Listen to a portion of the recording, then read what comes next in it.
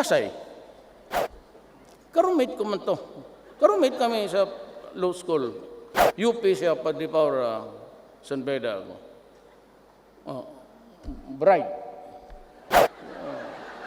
Doresa. Doon ako napunta sa high school na nandoon si Doresa. Naabutan ko siya. Nauna pa siya graduate sa akin. Anak na. High school. Ano ba to? Ano ba to? Ano ba to?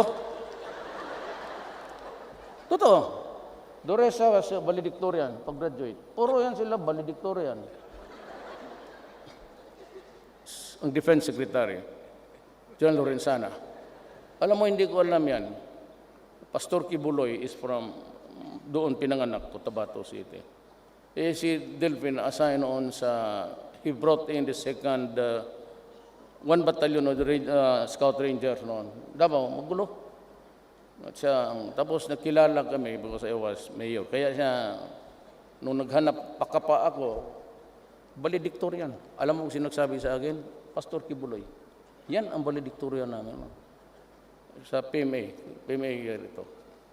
Puro valedictorian, Kair, good lawyer, si John Esperon. He is my advisor sa national security. Tignan mo ang buhay.